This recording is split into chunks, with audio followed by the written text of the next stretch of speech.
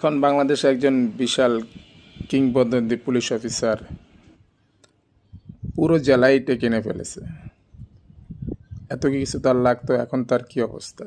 এখন তো সে বেজ্জতি হচ্ছে। এখন তার কতটুকু লাগতো? অন্যান্যদেরও কতটুকু লাগতো?